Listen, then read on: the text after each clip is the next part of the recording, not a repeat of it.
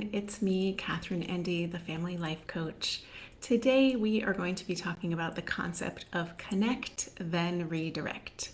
This may be a phrase you've heard before. I know that Dan Siegel uses this a lot, so if you've ever read any of his books, The Whole Brain Child, No Drama Discipline, and many, many others, you may be familiar with this concept. But the basic idea is that if you want to redirect your child's behavior or shift the energy of what's going on in the room, the first step is to make a connection.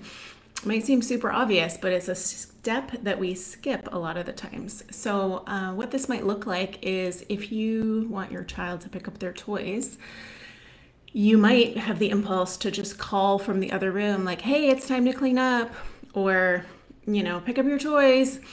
And then you get frustrated because your child didn't look up and start doing what you asked them to do, that they're not obeying your command because you called to them from across the room.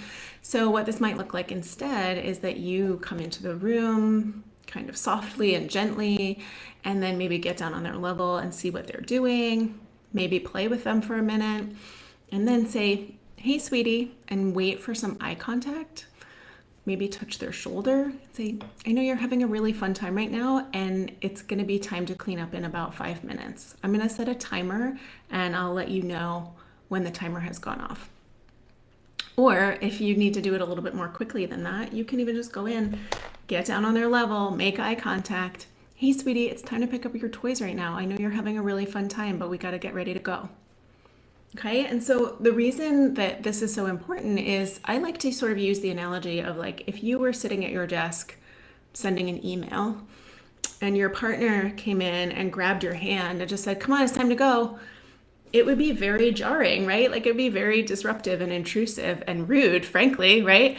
And so I think that it's really important that we think about these kinds of ways that we want to be treated when we're interacting with our children, that we don't just scoop them up and say, time to go. We give them a heads up and we make a connection before we redirect their behavior to what we want them to do. Another way that this might look is, giving them a hug or just saying I love you before you move to the next thing. So, just scooping them up in your arms, like, I know you're playing right now and, we need to get ready to go. Doing this in a way that's like loving and connected feels so much better than just swooping in and being, the authoritarian taskmaster, right? That doesn't feel good. And if we want to parent with our relationship with our child in mind, it's so, so important to make that connection before we redirect their behavior. Another example might be if your child is like getting kind of wild and crazy and you want to redirect the play to something a little bit calmer, or you need to end the activity, you can do this in a way that still maintains that connection. So it might look like, wow, your body has a lot of energy right now. I can see that your arms are going like this and your voice is really loud, and kind of get up there on their level with them. And that forms almost like an energetic connection because you're meeting them where they are. And then, from that high energy level, you can start to bring them down. It's almost like you're really meeting them where they are energetically. And then when you've made that connection and you're on the same level, then you can move things slowly down to something calmer. This is really effective at bedtime. Sometimes kids get really off the wall at bedtime because they are literally trying to keep their brain awake by like literally bouncing off the walls. Like they're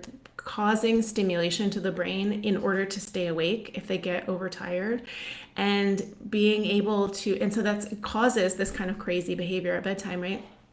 But of course, what we want at bedtime is quiet, and we want to lower the lights, and we want to be reading and singing songs and like doing quiet activities.